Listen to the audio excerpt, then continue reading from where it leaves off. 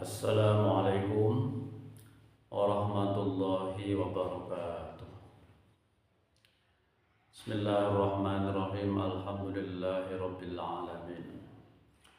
Wassalatu wassalamu ala asyrafil anbiya'i wal mursalin Sayyidina wa maulana Muhammadin wa ala alihi wa sahbihi ajma'in, amma ba'd.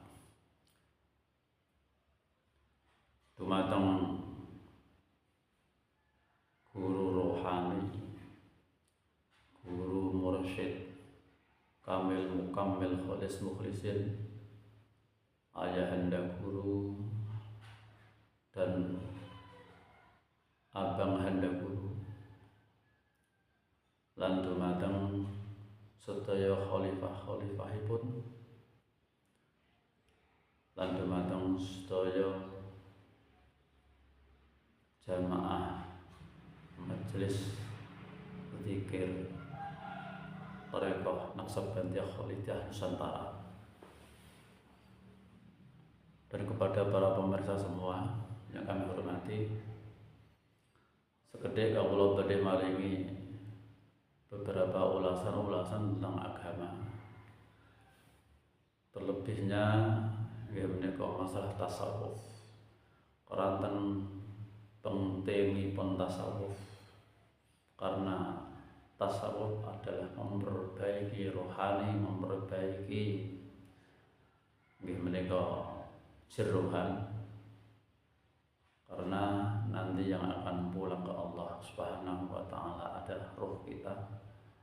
Maka perlu ibadah itu supaya bisa mentes ana isine, yaitu rohaniyah benar-benar mentes, menyambung sampai Allah Subhanahu wa taala, terbimbing dengan guru rohani, guru mursyid.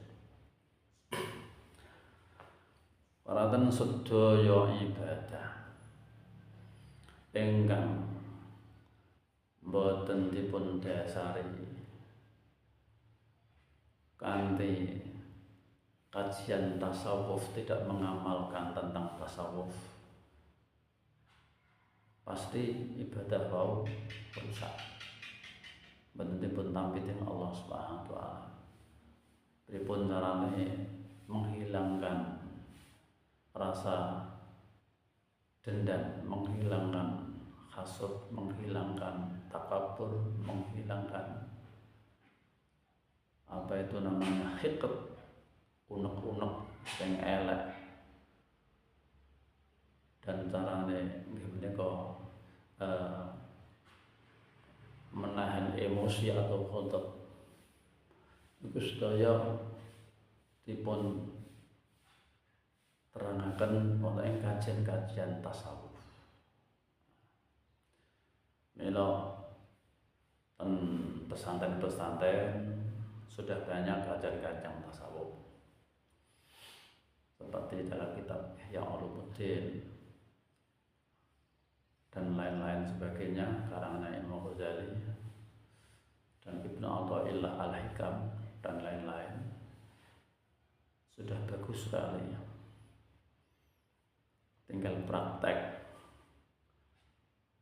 untuk lebih sempurnanya praktek dalam tasawuf, itu harus mencari bimbingan guru rohani yang dinamakan guru mursyid.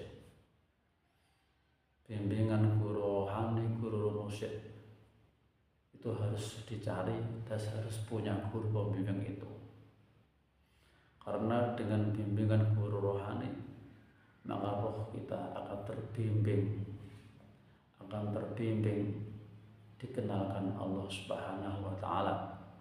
Karena tidak mungkin seseorang bisa kenal Allah dengan sendirinya tanpa dibimbing guru mursyid atau guru rohani.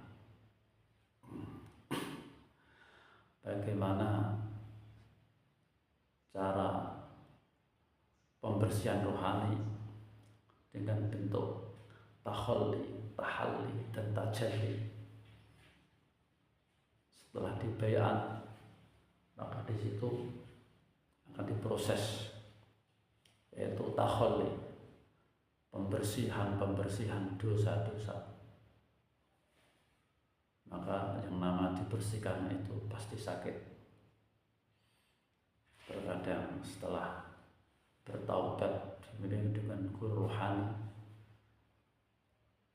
masalah rezeki diuji, kesehatan juga diuji, dan lain sebagainya. Itu pembersihan. Setelah dibersihkan, maka ada proses tahalli. Tahalli adalah pengisian, yaitu penghiasan, diisi dengan amalan-amalan yang baik, dihiasi dengan amalan-amalan yang baik, dan juga tajalli nggih menika merasakan sifat-sifat ilahiyah. Bagaimana atas keutusan Kanjeng Nabi Muhammad rahmatan lil alamin, kita bisa merasakan itu, bagaimana kasih sayang Allah terhadap makhluk. Kita bisa merasakan itu, kasih sayang Allah Ta'ala terhadap makhluk, yaitu Allah selalu ada dalam hati orang mukmin. Hati orang mukmin yang benar-benar mempunyai rasa kasih sayang terhadap makhluk, itu artinya orang mukmin yang sudah merasakan sifat-sifat jamaliyah Allah Subhanahu wa Ta'ala.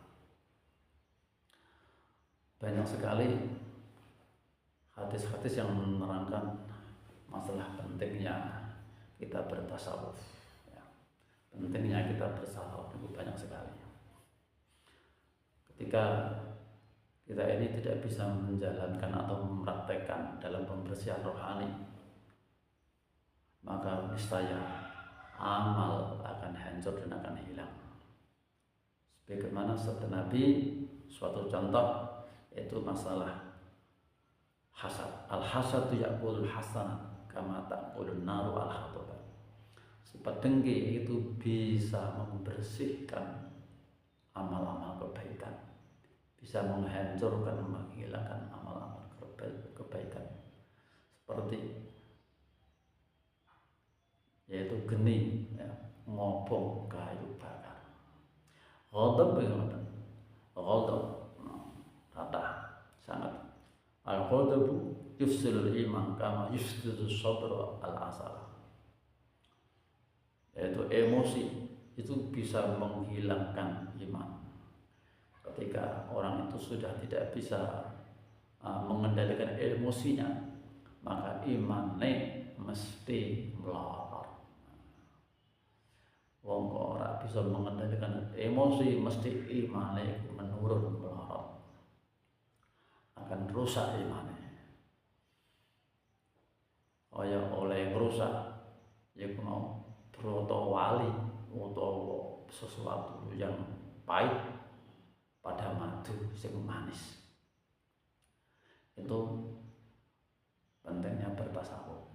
Monggo sarangan kita belajar dan mempraktekkan tasawuf ini dalam bimbingan guru rohani. Bimbingan guru rohani. Carilah guru yang guru itu berguru pada guru dan berguru pada guru sampai junjungan Rasulullah Muhammad SAW, dan waris dengan arti ada sanad-sanad waris yang rohaniyahnya sama dengan rohaniyahnya Rasulullah Muhammad SAW. Tiap zaman pasti ada guru rohani, guru waris pasti ada. Maka carilah itu, kita akan terbimbing, rohaninya kita akan terbimbing dan akan dibersihkan. Karma kita juga akan dibersihkan. Dalam bimbingan rohani, mencari guru rohani untuk mendekatkan diri kepada Allah Subhanahu wa Ta'ala, itu memang harus benar-benar sungguh-sungguh. Kalau tidak sungguh-sungguh, ya tidak akan ketemu lah. Ya ayyuhal insan innaka katihun ila rabbika qadhan famulaqih. Wahai manusia, sesungguhnya kamu telah bekerja keras untuk menemui Tuhanmu, maka engkau akan ketemu Tuhan. Artinya kita harus bersungguh-sungguh untuk mencari Tuhan. Walaupun Tuhan itu dalam ayat dikatakan dekat, ya memang dekat. Dikatakan jauh, ya memang jauh. Karena Tuhan itu tidak bertempat, tidak mencapai ruang dan waktu, ya. Nah, dalam ayat dikatakan wa idza salaka ibadi anni fa inni qarib. Wahai Muhammad, ketika hambaku tanya tentang aku, katakan sesungguhnya aku adalah dekat. Ujibu da'watad da'i idza da'an, dan aku akan mengijabah, mengabulkan hambaku ketika berdoa. Wa nahnu aqrabu ilaihi min hablil warid. Aku ini dengan hambaku lebih dekat dari urat lehernya. Artinya untuk mencari Tuhan yang sangat dekat itu, kalau tidak ditunjukkan oleh guru rohani, tidak akan mendapat. Walaupun toh ada di tiap-tiap manusia diberi gelombang ilahiyah, tapi kalau tidak ditunjukkan oleh guru rohani, guru mursyid, tidak akan dapat. Untuk mengenali Allah Subhanahu wa ta'ala, kita ada berpegang teguh dengan khalifahnya Allah yang ada di bumi ini. Pertama Rasulullah Muhammad SAW. Selanjutnya ulama-ulama waris. Carilah ulama waris. Al-ulama warasatul anbiya. Ulama adalah pewarisnya para nabi. Tidak semua ulama itu pewaris nabi. Ulama yang pewaris nabi pasti ada sanad, yang sanadnya itu sampai ke Rasulullah Muhammad, dan rohaniyahnya sama dengan rohaniyahnya Rasulullah Muhammad SAW. Di tiap-tiap zaman itu pasti ada. Karena itu ulama itu yang namanya sekarang adalah mursyid, adalah merupakan channel. Mursyid itu channel. Saya umpamakan dunia ini adalah satelit. Kita tetap pakai satelit yang ada di zaman ini. Itu satelit itu alat penghubung. Tiap zaman ada satelit, tiap zaman ada satelit. Kita tetap berhubung dengan satelit yang aktif di zaman kita sendiri.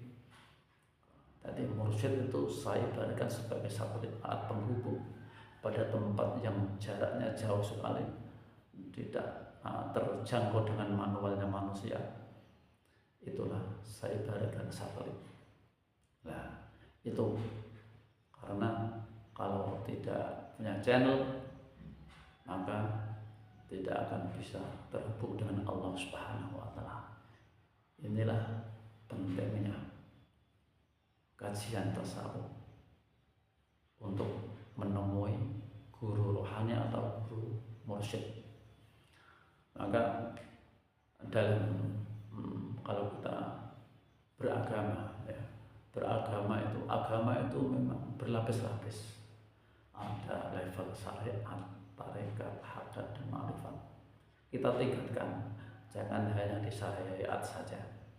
Karena kalau hanya di syariat saja, kita tidak akan kenal dengan Tuhan. Karena syariat adalah membahas tentang jasmaniah, tentang kulit saja. Karena kita nanti yang pulang ke hadirat Allah Subhanahu wa ta'ala adalah ruh kita. Inilah kajian tasawuf dalam bimbingan Thariqat Naqsabandiyah Khalidiyah Nusantara ya. Karena ini majelisnya majelis zikir Thariqat Naqsabandiyah Khalidiyah Nusantara. Nah, ini semoga bermanfaat, dan sekian. Nanti bisa saya lanjutkan pada judul yang lain. Mohon maaf yang sebesar-besarnya. Semoga bermanfaat. Wassalamualaikum warahmatullahi wabarakatuh.